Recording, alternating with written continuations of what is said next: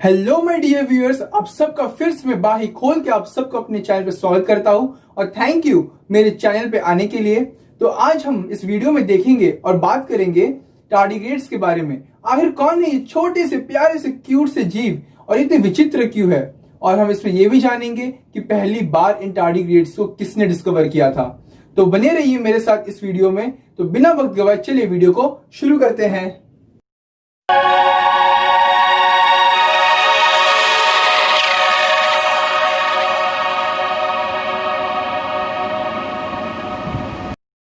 तो दोस्तों, ये प्यारे से दिखने वाले टार्डिग्रेड्स जिनको पहली बार एक जर्मन पेस्टर ने 1773 में डिस्कवर किया था, जिनका नाम था जॉन ऑगस्ट एफेरियम गोजी। उन्होंने इनका नाम टार्डिग्रेड्स दिया था।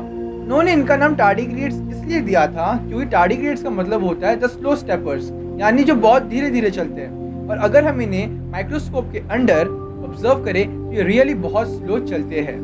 लेकिन साल 1776 में इटालियन क्लर्कीमैन और बायोलॉजिस्ट लैज़ारो स्पेलेंज़ानी ने डिस्कवर किया कि टार्डिग्रेड्स के बॉडी के अंदर ट्रांसफॉर्मेशंस कर सकते हैं, जिनके कारण ये एक्सट्रीम क्लाइमेट और एक्सट्रीम कंडीशंस में भी सरवाइव कर सकते हैं। तो आज हम टार्डिग्रेड्स को 4 बेसिस के ऊपर जानेंगे। सबसे पहला होगा उनके साइज के बारे में, सेकंड उनके हैबिटेट के बारे में, थर्ड उनके हैबिट्स के बारे में, चौथा उनके ऑफस्प्रिंग्स के बारे में, और आज हम इजराइल के मून मिशन के बारे में भी डिस्कस करेंगे। अब आप ये सोच रहे हैं कि इजराइल के मून मिशन और टार्डिग्रेड्स के बीच में क्या रिलेशन है, तो बने रहिए इस वीडियो के साथ और इस वीडियो के एंड तक आपको समझ में आ जाएगा कि इजराइल के मून मिशन और टार्डिग्रेड्स के बीच में क्या रिलेशन है। तो सबसे पहले हम बात करेंगे उनके साइज के बारे में। क्योंकि टार्डिग्रेड्स दिखने में बहुत ही छोटे होते हैं, तो उनका जो साइज का रेंज है वो नियरली 0.05 मिलीमीटर से लेकर 1.2 मिलीमीटर तक वेरी करता है। और टार्डिग्रेड्स जो होते हैं वो हुक्का स्मोकिंग कैटरपिलर जैसे दिखते हैं, यानी कि फ्रॉम एलिस टू वंडरलैंड। तो हैबिटेट, अब हम उनके हैबिटेट के बारे में जानेंगे।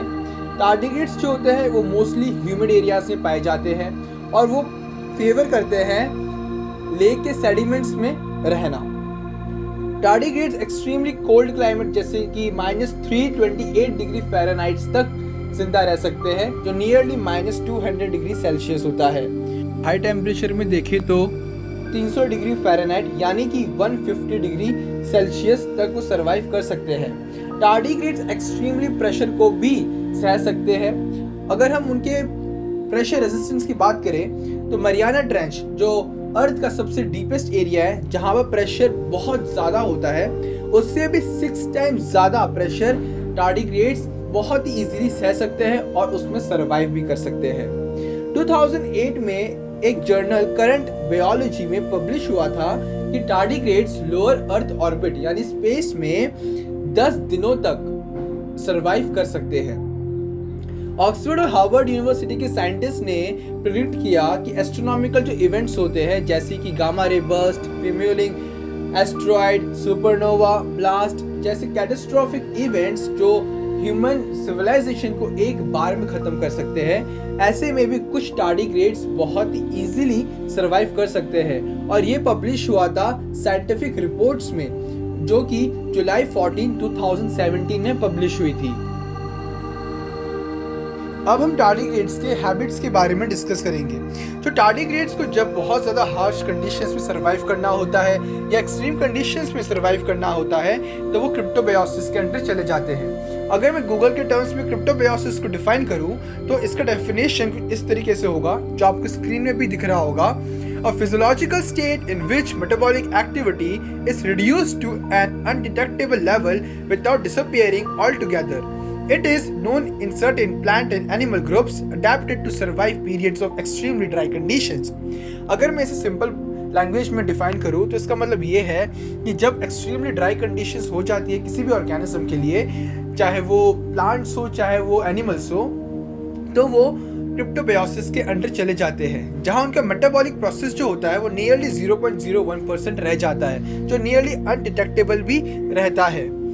टार्डिग्रेड्स के केसेस में उनके जो वाइटल ऑर्गन्स होते हैं वो एक शुगरी जेल जिसका नाम होता है ट्री हेलोज, उससे प्रोटेक्टेड रहते हैं। और भी उनके पास कई सारे तरीके होते हैं जिससे कि वो अपने वाइटल ऑर्गन्स को प्रोटेक्ट कर सकते हैं, जिनमें से है कि वो लार्ज अमाउंट में एंटीऑक्सीडेंट्स को भी प्रोड्यूस कर सकते हैं। दोस्तों, तो अब हम टार्डिग्रेड्स के ऑफस्प्रिंग्स के बारे में बात करेंगे, यानी कि उनके बच्चों के बारे में। टार्डिग्रेड्स जो कि इमॉर्टल कहे जाते हैं, वो भी रिप्रोड्यूस करते हैं, क्योंकि कोई भी ऑर्गेनिज्म चाहे मॉर्टल हो या इमॉर्टल हो, वो रिप्रोडक्शन जरूर करता है। क्यों? क्योंकि रिप्रोडक्शन हर एक ऑर्गेनिज्म के लाइफ का एक इम्पॉर्टेंट फेज होता है, जिससे कि वो अपने स्पीशीज को मेंटेन रख सकता है। वैसे ही टार्डिग्रेड्स भी दो मोड ऑफ रिप्रोडक्शन का यूज करते हैं, सेक्सुअल और एसेक्सुअल। सेक्सुअल रिप्रोडक्शन में एक फीमेल टार्डिग्रेड एक बार में 1 से 30 अंडे दे सकती है और मेल्स उन्हें फर्टिलाइज करते हैं, जबकि एसेक्सुअल रिप्रोडक्शन में फीमेल एग तो ले करती है, लेकिन मेल्स उन्हें फर्टिलाइज नहीं करते, यानी कि जो एग्स होते हैं वो विदाउट फर्टिलाइजेशन डेवलप होते हैं। तो फ्रेंड्स, अब हम जानेंगे टार्डिग्रेड्स और इजराइल के मून मिशन के बीच में क्या रिलेशन है। 22 फेब 2019 को इजराइल ने अपना बेरेशिट मून रोवर को लॉन्च किया था स्पेसएक्स फैल्कन 9 रॉकेट की मदद से, और 4 अप्रैल 2019 को जो मून लैंडर था वो चांद तक पहुंच गया था। प्लान ये था इजराइल का कि जो मून लैंडर है बहुत सॉफ्ट लैंडिंग करेगा मून के सरफेस के ऊपर, बट अनफॉर्चुनेटली वो क्रैश हो गया और ये पूरा मिशन अनसक्सेसफुल रहा। अब आप ये सोचेंगे तो इसमें टार्डिग्रेड्स और मून रोवर के बीच में क्या रिलेशन है? इसमें ये रिलेशन ये है कि इजराइल ने मून रोवर के साथ 30 million pages of information of human और ह्यूमन डीएनए के साथ साथ टार्डिग्रेड्स को भी भेजा था। क्योंकि ये मिशन एक कंप्लीट फेलियर था, तो सारे जो कंपोनेंट्स थे रोवर के वो क्रैश हो गए थे, जिसके कारण टार्डिग्रेड्स भी पूरे मून के सरफेस पर फैल गए थे। कई सारे रिसर्चर्स का ये मानना है कि टार्डिग्रेड्स आज के टाइम रिप्रोड्यूस करके मून को पॉल्यूट कर रहे होंगे। तो कुछ रिसर्चर्स का ये भी मानना है कि क्योंकि इजराइल ने जिन टार्डिग्रेड्स को भेजा था वो पूरी तरह से डिहाइड्रेट थे, तो वो डॉर्मेंट स्टेज में होंगे। जब तक उन्हें मून पर वाटर नहीं मिलेगा तब तक वो खुद को रिवाइव नहीं कर पाएंगे। और फ्रेंड्स, हमें भूलना नहीं चाहिए कि चंद्रयान ने, यानी हमारे चंद्रयान ने मून पे पहली बार पानी की खोज की थी, तो होप्स हो कि शायद उन्हें पानी मिल जाए और खुद को रिवाइव कर ले।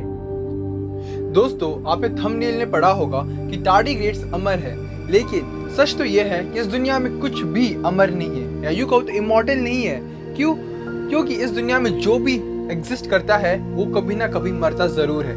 क्योंकि टार्डिग्रेड्स बाकी ऑर्गेनिज्म से ज्यादा कॉम्प्लेक्स और रेजिलिएंट है, इसलिए उनका लाइफ स्पैन बाकी ऑर्गेनिज्म के मुकाबले बहुत ज्यादा है। लेकिन कुछ सिचुएशंस में और कंडीशंस में टार्डिग्रेड्स भी मर सकते हैं।